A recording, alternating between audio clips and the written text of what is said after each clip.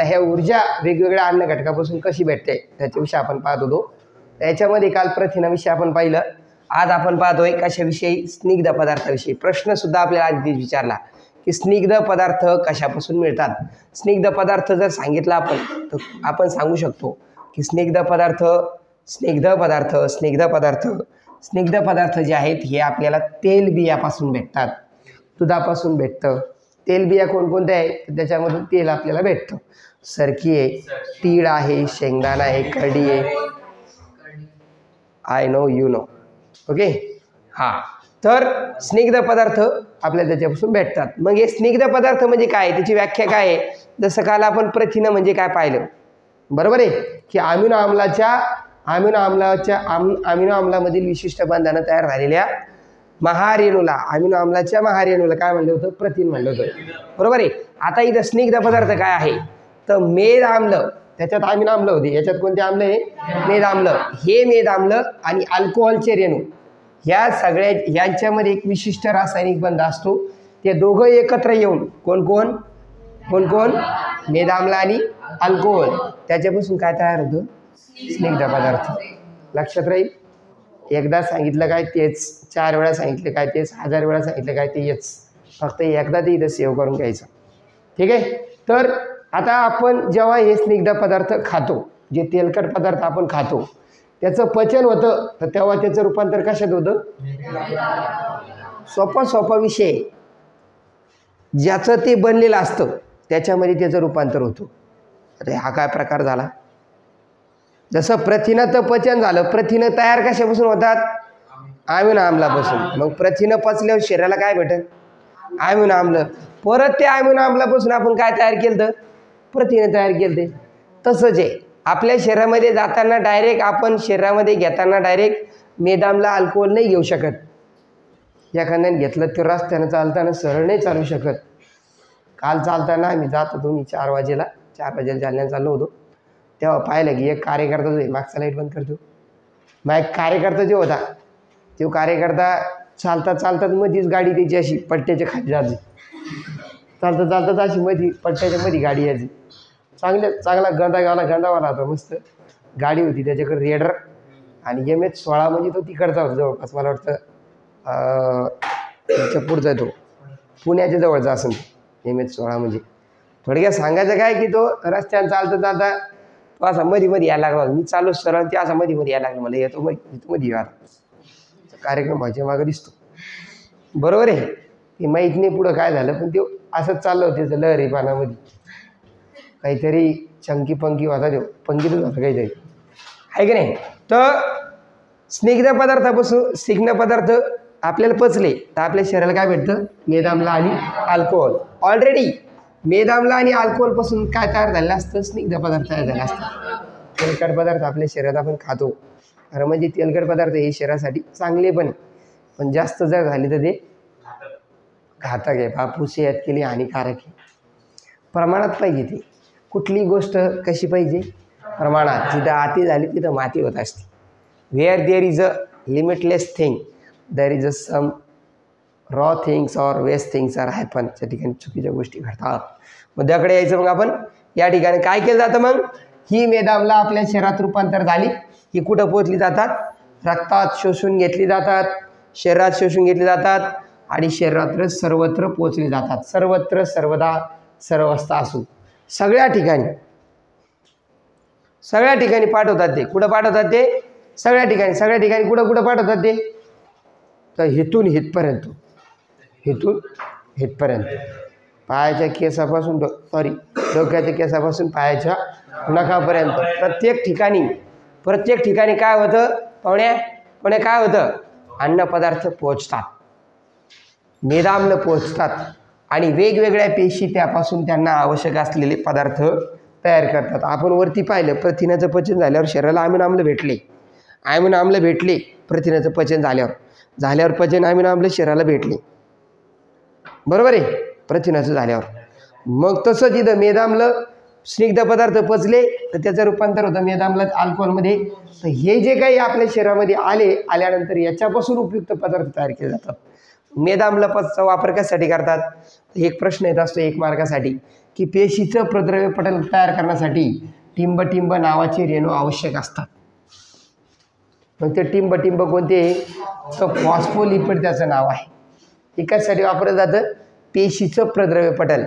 पेशीचं ही जी पेशी आहे ह्या पेशीचं हे जे निळ्या रंगाचं इथं आम्हाला दाखवलं आहे आवरण, जसं घराची भिंत तयार करण्यासाठी आपल्याला दगड इटा माती किंवा सिमेंट वाळू हे चांगलं लागतं आहे, बरोबर आहे. तसं जी कुठलीही पेशी असेल पेशीचं हे जे साईडचं आवरण आहे ते तयार करण्यासाठी काय लागतं आपल्याला?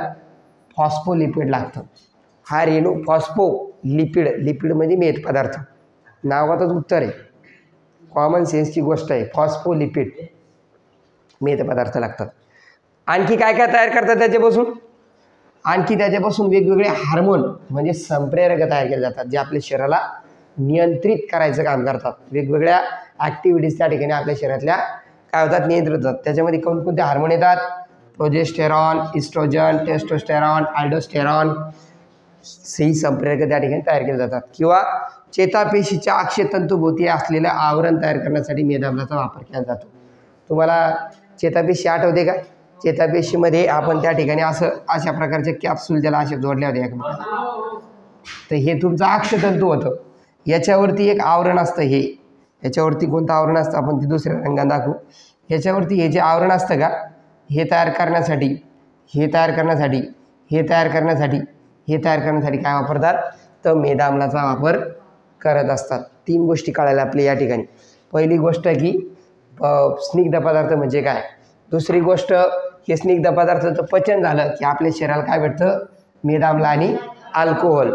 तिसरी गोष्ट ह्या मेदाम्लाचा वापर करून आपल्या शरीरामध्ये आपण काय करतो? वेगवेगळे घटक पदार्थ तयार करतो, आवश्यक पदार्थ. जसं पेशीचं प्रद्रव्य पटल तयार करण्यासाठी आपण फॉस्फोलिपिडचा वापर करतो. वेगवेगळे हार्मोन तयार करण्यासाठी सुद्धा इस्ट्रोजन, प्रोजेस्टेरॉन, टेस्टोस्टेरॉन, अल्डोस्टेरॉन किंवा त्यानंतर चेतापेशीच्या अक्षतंतूभोवती असलेलं आवरण तयार करण्यासाठी सुद्धा काय करतात?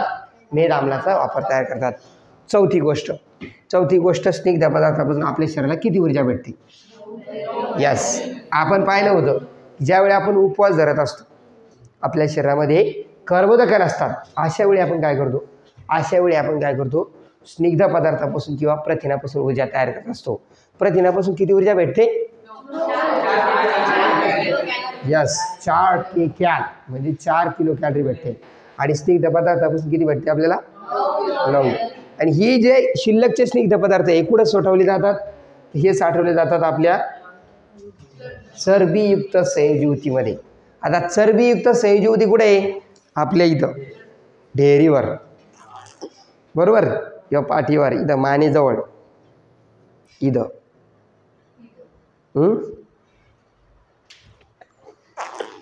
बरोबर आहे. तर हे होतं आपलं स्निग्ध पदार्थाविषयी. आपण आज स्निग्ध पदार्थाविषयी पाहिलं. काल आपण पाहिलं प्रथिनाविषयी. दररोज एकच पॉईंट होतो आपण. तर हे पॉईंट चांगला करायचा, प्रश्न तयार करायचे.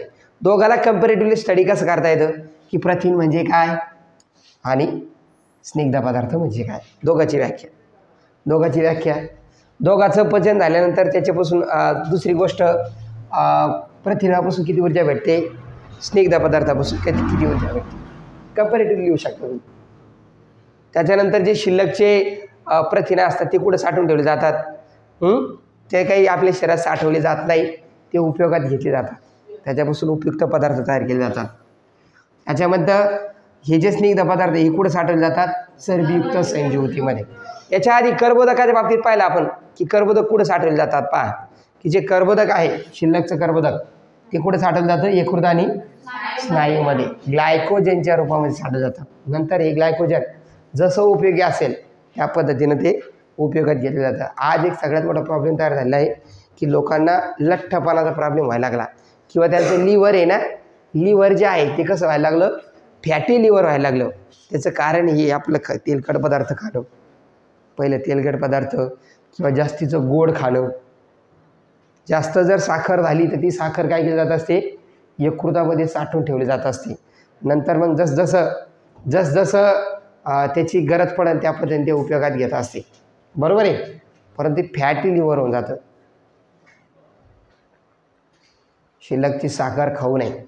ऑलरेडी भाकरीतून साखर भेटते आपल्या शरीराला, तरी आमचे लोक वरून साखर घेतात. साखरेचं पोतच वाटावं एकदाचं, पोत्यातच ठेवावं त्याला, साखर पोतच गायब करून टाकी साखरेचं. लक्षात ठेवा, आपलं जे स्वादुपिंड आहे जे काय करत असतं तर ते उपयुक्त असं, आपल्या शरीराला उपयुक्त असं साखरेचं पचन करण्यासाठी इन्सुलिन ते तयार करत असतो आयुष्यभरासाठी लागणार. परंतु आपण गरजेचं आहे की त्यानुसार प्रमाणातच साखर खाणं गरजेचं आहे. साखर हा एक विष आहे एक प्रकारचं. जो नॉनव्हेज खात नाही ना त्याला 2 विष आहे. पहिलं विष काय आहे? पहिलं विष आहे मीठ आणि दुसरं विष आहे साखर. मीठ जर का वरून भाजी घेत असेल तुम्ही लवकर बिमार पडणार. जर तुम्ही साखर खात असेल ती पांढरी तुम्ही एकदा साखर कारखान्यात जाऊन या आणि एकदा पाहून या. वाटलं जर वेळ भेटला ना आपण एका ट्रिप मारून येऊ. साखर कारखान्यात आपले एक मित्र आहे तिथे भेट देऊन येऊ, साखर कारखाना पाहून येऊ कसा काम करतो तो. एक व्हिजिट साखर कारखान्याला देऊ, एखादी चांगल्या कंपनीला व्हिजिट देऊ, मग पहा तुम्ही कंपनीमध्ये लाईफ कशी असते. एकदा जाऊन येऊ.